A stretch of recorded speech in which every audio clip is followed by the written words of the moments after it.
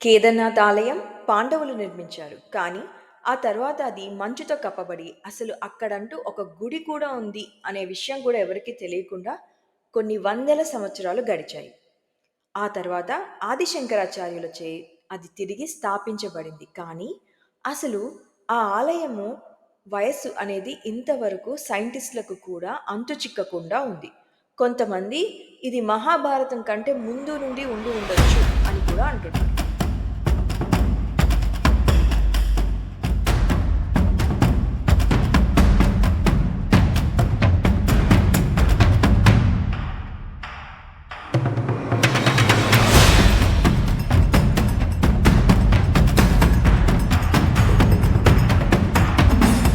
కానీ ఇన్ని వందల సంవత్సరాల నుండి అంతటి కఠినమైన వాతావరణంలో ఈ ఆలయం ఎలా కట్టగలిగారు? వాడిన టెక్నాలజీ ఏంటి? అంత ఎత్తుకి ఎలా కట్టడానికి సంబంధించిన వస్తువులను తీసుకెళ్ళగలిగారు? అంతేకాకుండా ఈ ఆలయం ఇన్ని వేల సంవత్సరాలుగా ప్రకృతి వైపరీత్యాలను ఎలా తట్టుకొని నిలబడగలిగింది? అనే చాలా విషయాలు సైంటిస్టులకు కూడా అర్థం కాకుండా ఒక ప్రశ్నలాగా నిలబడిపోయాయి.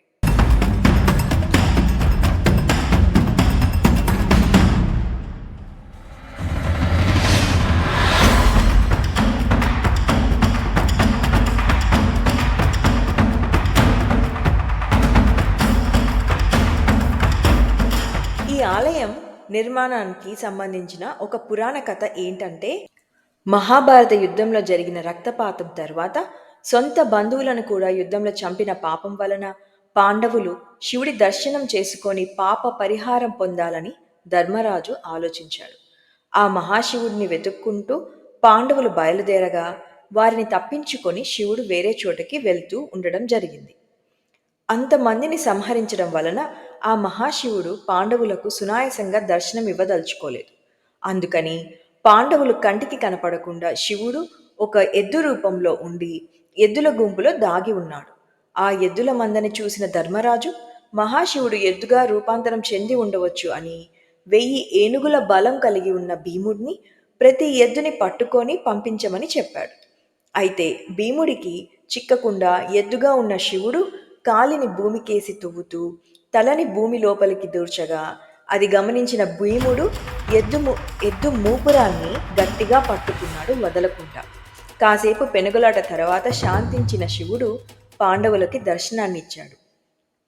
మూపురం ఉన్న చోటే ఈ కేదార్నాథ్. అక్కడ మనకు శివుడు లింగ రూపంలో కాకుండా మూపురం రూపంలో దర్శనమిస్తూ కనిపిస్తాడు. అయితే మూపురం కేదార్నాథ్లో ఉంటే మిగతా భాగాలు ఒక్కోటి మధ్యమహేశ్వర్, తుంగనాథ్, కల్పేశ్వర్, రుద్రనాథ్లో ఉండగా ఈ 5 ఊర్లను కలిపి పంచకేదర్ అని పిలుస్తారు.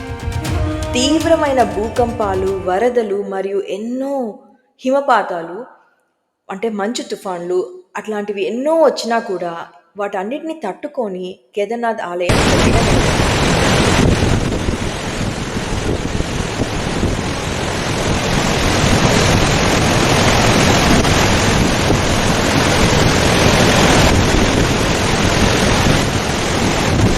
అది ఎలా నిలబడింది అనేది అతిపెద్ద రహస్యాలలో ఒకటి. ఆలయ పునాది మరియు నిర్మాణం భారీ రాతి పలకాలతో తయారు చేయబడ్డాయి. అయితే లేటెస్ట్ టెక్నాలజీస్ లేకుండా ఈ రాళ్లను ఇంత ఎత్తులో ఎలా రవాణా చేశారు అనేది ఇంతవరకు ఎవరికి కూడా అర్థం కాని ఒక ప్రశ్నలాగా మిగిలిపోయింది. అయితే 2013లో ఆకస్మిక వరదల సమయంలో మొత్తం ప్రాంతం నీటిలో మునిగిపోయింది. కానీ ఆలయం మాత్రము క్షేమంగా ఉంది.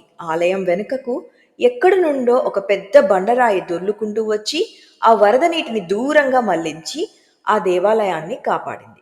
ఈ బండరాయిని శివుడు తన ఆలయాన్ని రక్షించడానికి దైవంగా ఉంచాడని భక్తులు నమ్ముతారు. ఈ దైవిక శిల అప్పటి నుండి పూజాస్థలంగా మారిపోయింది. అయితే ఈ సహజ కవచం కరెక్ట్గా ఇలా టైంకు ఎలా వచ్చి అక్కడ వరద నీటికి అడ్డంగా ఉంది అనేది చాలామందిని కలవరపెడుతున్న విషయం. 400 సంవత్సరాలతో మంచుతో కప్పబడి ఉన్న ఈ ఆలయంని అక్కడ ఇలాంటి ఆలయం అంటూ ఒకటి ఉందని కూడా ఎవరికి తెలియనప్పుడు ఆదిశంకరాచార్యుల వారు దానిని ఎలా కనిపెట్టి దాన్ని ఎలా తిరిగి స్థాపించారు అనేది కూడా ఇంకొక ప్రశ్నలాగా మిగిలిపోయింది. ఆలయాన్ని తిరిగి స్థాపించి హిందూ పద్ధతులను పునరుద్ధరించిన తర్వాత గొప్ప తత్వవేత్త అయిన ఆదిశంకరాచార్య 32 సంవత్సరాల వయసులోనే కేదార్నాథ్ సమీపంలో రహస్యంగా అదృశ్యమయ్యారని చెబుతారు. ఆయన గుర్తుగా ఆదిశంకరాచార్యుల విగ్రహం ఆలయం వెనుకనే ఉంటుంది. అతని మరణం లేదా అతను ఈ ప్రాంతంలో మోక్షం ఎలా పొందాడు అనే వివరాలు మాత్రం ఎక్కడా లేవు. కొన్ని ఇతిహాసాలు అతను కేవలం హిమాలయాల్లోకి వెళ్ళిపోయాడని చెబుతాయి. ఆది శంకరాచార్యులు కేదార్నాథ్ ఆలయాన్ని పునర్నిర్మించి అతి తక్కువ వయసులో 32 ఏళ్లకే మోక్షం పొందారని చెబుతారు. ఆయన చివరి రోజుల్లో ఏం జరిగింది, ఆయన మోక్షం ఎలా పొందారు అనేది ఇప్పటికీ అర్థం కాని ఒక పెద్ద రహస్యం. కేదార్నాథ్ హిమాలయాల్లో 12,000 అడుగుల ఎత్తులో ఉంది మరియు ఈ ప్రాంతం సంవత్సరంలో ఎక్కువ కాలం మంచుతో కప్పబడి ఉంటుంది. ఆలయం గడ్డకట్టే టెంపరేచర్స్ అంటే ఫ్రీజింగ్ టెంపరేచర్స్ ఇంకా భారీ మంచు తుఫానుకు గురైనప్పటికీ దాని రాతి నిర్మాణం 1000 సంవత్సరాలకు పైగా ఇలాంటి వెదర్ కండిషన్స్ని ఎన్నిటినో తట్టుకొని దృఢంగా నిలబడింది.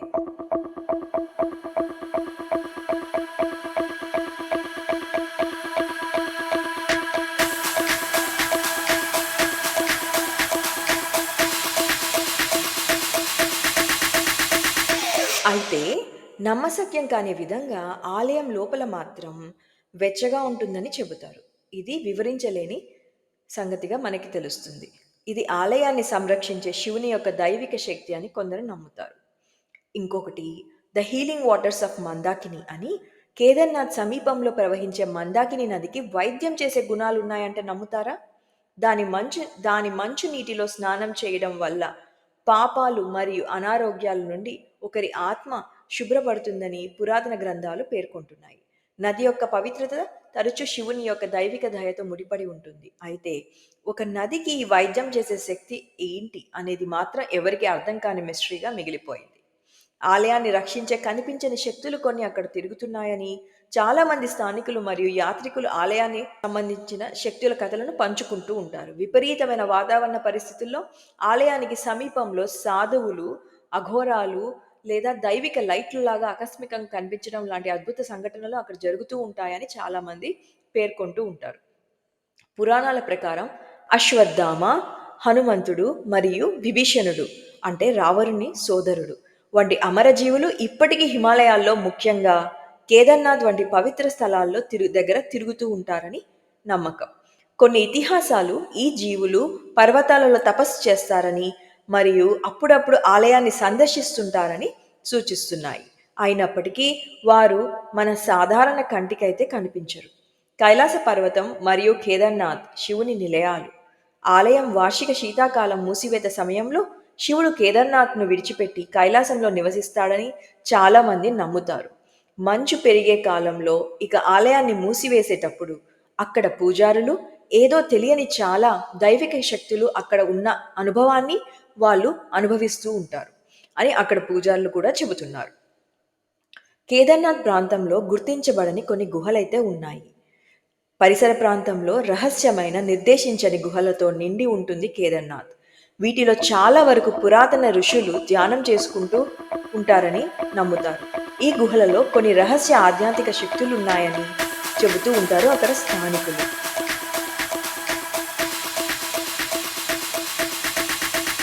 నిజమైన విశ్వాసం మరియు భక్తి ఉన్నవారు తమలోని దైవిక శక్తిని ఆ గుహని విజిట్ చేసిన వెంటనే పొందగలుగుతారని నమ్ముతారు. ఆది శంకరాచార్యులు తన రహస్య అదృశ్యానికి ముందు ఈ గుహలో ఒకదానిలో ధ్యానం చేసినట్లుగా భావిస్తున్నారు. ఈ వీడియో గనక మీకు నచ్చినట్లయితే మన హిందూ పురాణాల కథలను భావితరాల వారికి చేరవేయడానికి మీ వంతు సహాయం మీరు ఈ వీడియోని షేర్ అండ్ సబ్స్క్రైబ్ చేయడం ద్వారా చేసిన వాళ్ళు అవుతారు. ఇంకో మంచి వీడియో మీకోసం ఛానల్లో వేచి ఉంది. ఛానల్ లోపలికి వెళ్ళి చూడగలరు. నమస్కారం.